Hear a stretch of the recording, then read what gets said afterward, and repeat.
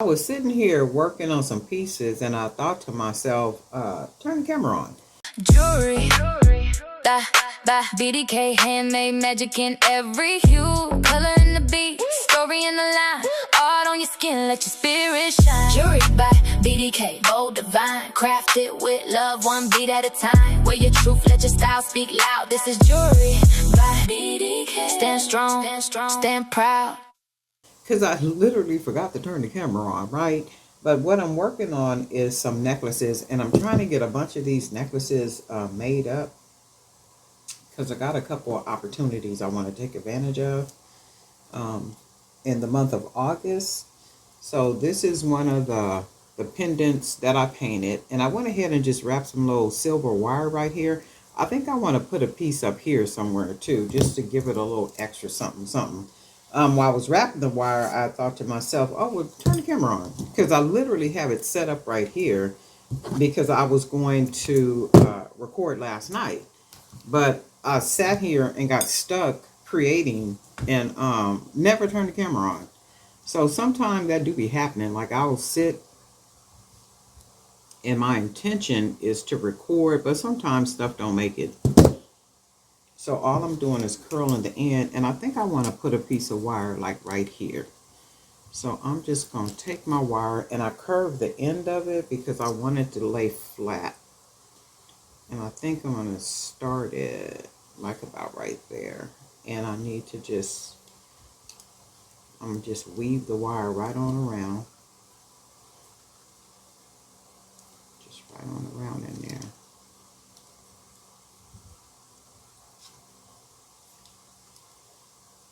Weave it right on around.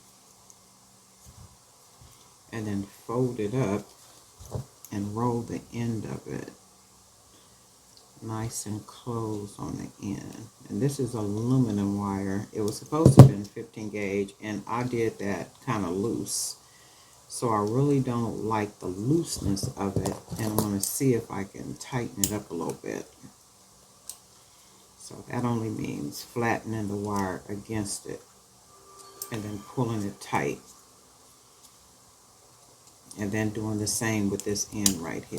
So taking that wire and then flatten it against that wood, push it, and then this is going to be too long, so I'm going to have to clip it. Got some text and stuff on me. So I'm going to go ahead and clip it about right there.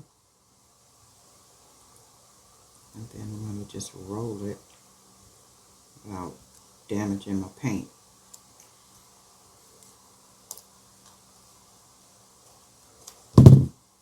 And then it'll look like this. So we got our little wire here and here. And also, let me see something. I can actually,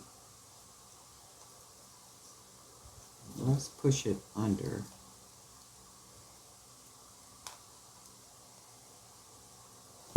Put those ends maybe under the wire. If I can. Yeah, I can. So we push it under. And then do this side, press it. That didn't go under. Lift it and press it under. And then we'll leave it like that. Just press it under, nice and snug. And then we want to make sure this is nice and snug.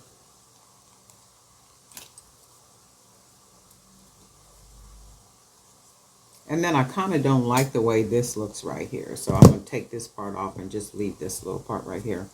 Sometimes you can have an idea and it just don't work out. I mean, and that's all there is. There ain't no more. And I would rather for what I'm doing to look nice and professional as opposed to it just being what I want it to be, right? And for this, I am using the nylon cord. I have been using a lot of the nylon cord, and I have found that it works really well. A couple of the necklaces that I've made for unisex, my son has been trying them. And with the ends, when I tie it and burn it and E6000, not E6000, Crazy Glue It. They're staying like really well. So everything is staying really good. So I am going to get into making a lot of necklaces using the nylon cord since it works so well. They're easy, and each one that I've made thus far has been 38 inches. My son wears dreads, so because he wears just short dreads, like shoulder length, so because he wears those and it's like a lot, they have to fit over his head. So I had to consider that, oh, okay, so men that wear dreads, it has to be at least 38 inches so it can go over their heads, right? But anyway, I'm going to use the nylon cord, and then, so this is our big pretty pendant, and we are going to start with the faded beads. So these faded beads, anytime I make something using just faded matte beads like this, they always do really well. I don't know if it's because they give like this tie-dye vintage old type look or something, but they always do like really well. So I'm going to use these, and I wish my cord, I can't find my nylon spool. I wish I had the spool, because what I wanted to do was tie knots after each bead, but I'm not going to be able to do that because guess what? I can't find my spool. So all I'm going to do is I'm going to literally just use, oh no, I don't want to do that. I want to put I want to put some jump rings. So let's do, and you know what I do need to do? I need to make some silver jump rings. Because if you notice, I have a habit of working with gold. And that could be only because I like gold. I've never been a silver person. I know my mother used to wear a lot of silver. I mean, she used to love her some silver. Lord have mercy. She was a silver girl. And then I think what I want to do too to add a little sparkle to this. Come on, Ho. I want to add a little sparkle. I think what I want to do is add one of our, we're going to add one of our charms. So I'm going to do that like that, and I do want to double this. So I'm going to take two, and I'm going to double it. So figure out how to get my jump ring in there. Come back up. Put that on there. That meaning the charm on there. Close this nice and tight together. And a lot of times I like to use double. I wish I can get 3 on here. I would do, ooh, I wonder if I can. It just adds a lot more security to it. And it looks good. So let's see if we can get a 3rd one on here. Oh, and we can too, look. And then we'll do that like that.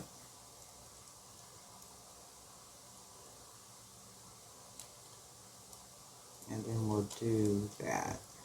And let's see if that'll hang good for us. And then we want to take our string, our nylon, and see what that looks like. And I like the way that hangs with the 3, and I like it with the charm. So sometime if it's kind of sticking up like that, that little charm, all you have to do is just kind of bend it where the wire is. And when you bend it where the wire is, it'll flatten itself on there like that. So then I kind of like this like this, and then we are going to start beading. And I think I want to start with these little faded beads right here. Oh, you know what? I got some tie-dye. I don't think these are going to work though, because the holes are too small. Yeah, this wouldn't even work. You see how small that hole is? And these are the tie-dye ones. But I think I'm going to go ahead and go with 2 colors. So we'll do these two colors.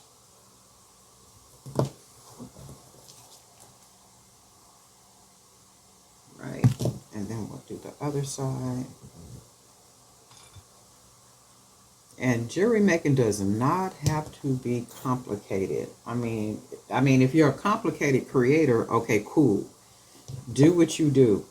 But for the most part, it does not have to be complicated. And I know a lot of times people will overthink things, when you really don't have to. So that's what that looks like right there. And you really don't have to. Like, do what you do. Make it make sense. Make it professional. Professional and high quality. And, keep the line moving and get out there in them streets and try to sell what it is. Not try to, but sell what it is that you're making. Because somebody somewhere is looking for it.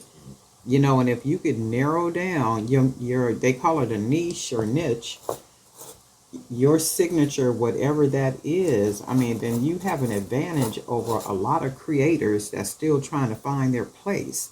So if you found your place in the sense of creating, praise God for that, because a lot of people are still trying to find their place when it comes to creating. They have no idea, in what category or what style or anything they belong. So they're just basically duplicating what they see other people do because they haven't figured out, their style yet. And that's okay. That's all a learning process. And the whole thing is just don't stay in the learning space. Find where you belong, what's comfortable for you, your style and everything, and just go from there. I did put a video up the other day, and I was asking people if they would be interested in that Proverbs 31 business women's prayer line. A couple of people did respond, and I'm going to actually put that out in the Facebook group, and then there's an email I'm going to send out too, because it has to be, like a certain number of people. It has to make sense for everybody involved. That's nice.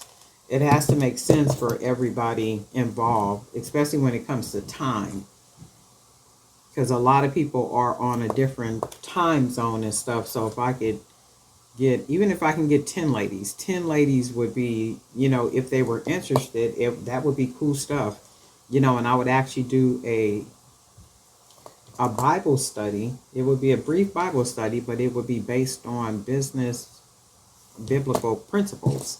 And then that's the whole thing. If we're business women, we want to be applying biblical principles to what it is that we're doing. And we have to first understand that it is not a hustle.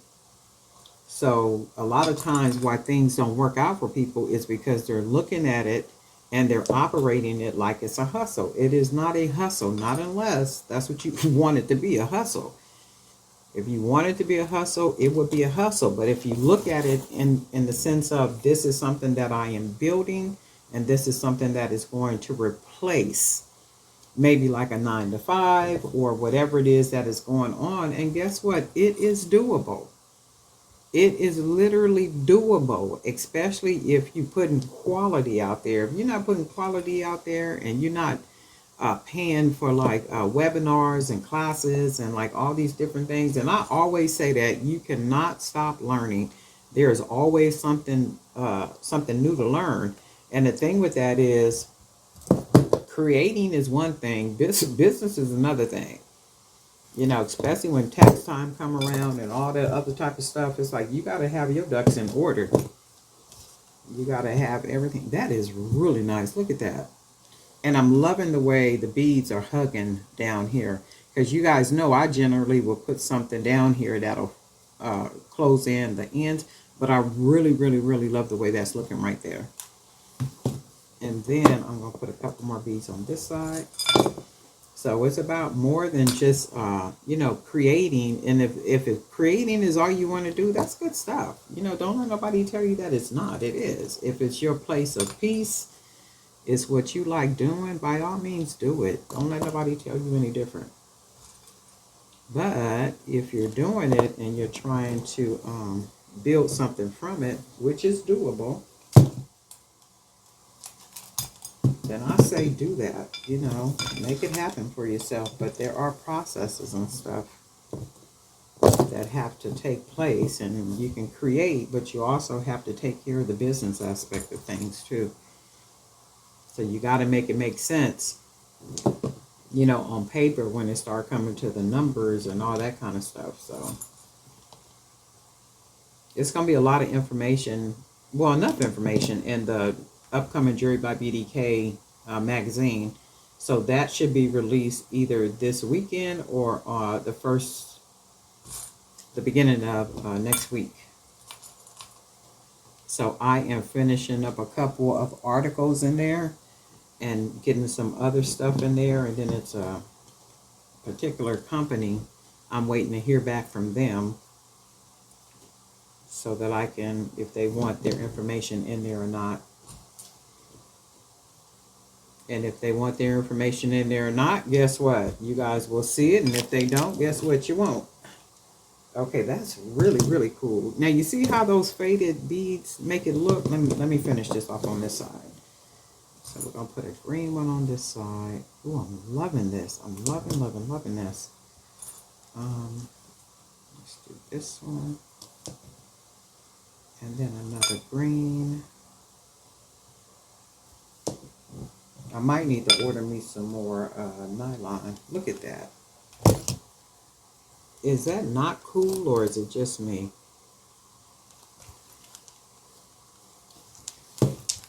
Is that not cool, or is it just me? Hold on, I gotta put one more bead on this side. And that would be one of the faded. This is a faker. These beads are on the website too, so you can find some of these on the website. And then let's see. So if we're doing this, and then that's the pendant, so you can see how the pendant looks. And then all we did, painted the pendant, added a little silver wire right here, and then we went ahead and put one of the charms on here. So there's videos on here to show you how I wire wrap the wood to make them like this into charms. I've even made some keychains. So those keychains are going to go in my fair store. I literally took everything out of my fair store, and I'm just going to rebuild my inventory on fair. Because some of that stuff in fair, that stuff is already gone. And I'm like, why is this even still up in here, right? So it could have been, you know, on a different platform or out in person or something. I don't know what happened. But anyway, I cleaned everything out, and I'm going to replenish it with new inventory. So this is gorgeous, right? So this is our pendant. And I went ahead and hand painted this. So then we got this, and I'm going to go ahead and finish it off. I'm going to add a couple more beads on here. And I am going to tie the ends and burn the ends. Tie the ends, burn the ends, and put some crazy glue on it. And then that way the ends stay really well. And I've already tested that out, so it does work pretty good. And then we need to put another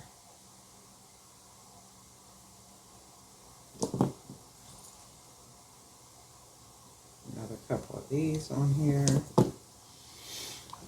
and then we'll even it out. So it looks like it's even, and that's a nice length too. Then I'm just going to go ahead and tie the end. And this is going to be E6, not E6000. I'm going to use some crazy glue. And when I take the crazy glue, I just let it drop all into it. And it literally just glues it. And then I burn the ends of it.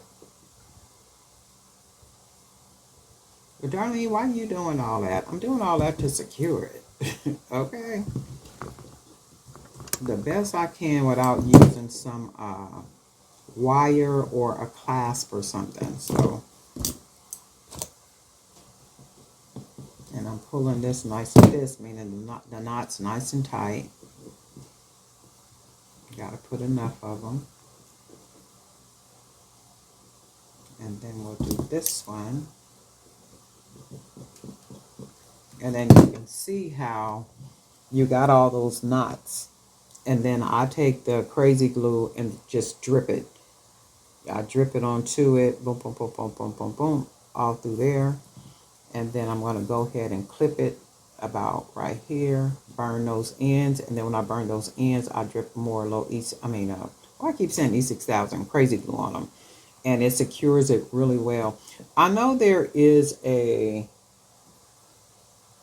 something that I can use where I can tie. It may be nylon and something else, right? Where you guys probably know that, where I can tie, and the knot really truly stays, and I don't have to glue it and all that other kind of stuff. I don't mind doing that. But what is something that you guys use? Because I'm using, this is not, I don't know if this is nylon and cotton or what, but I do know it's nylon. I wish I could find that spool, but I know this is nylon. But what are you guys using? So this is what the necklace, put it in the comment section for me so I can go research it and see if I want to buy some of it. But this is what this looks like. How gorgeous is that? If you don't stop playing with me, this is going on the fair. I'm going to also put this on my website. Gorgeous, gorgeous, gorgeous, gorgeous. And see, these are the beads, the faded beads. So I dye them and do them like they're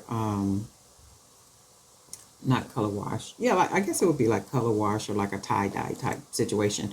And when I was doing them, like the process that I was doing for the beads, that was my thought, to make them like they were like kind of tie-dyed or something. And I have tie-dye beads, like these little small ones like this. These are literally the tie-dyes. So you can see, and my thought was I was going to make the bigger beads the tie-dye. But I said, well, no, I just want to do them the one color. I don't want to do them tie-dye like I did the 10 millimeters. So this is how they came out. And I wanted them to match the pendant. So this is what we got. I wanted these beads, when I was dyeing them and doing the process, I wanted them to go with the pendant. So this is what this came out looking like. And this is our necklace.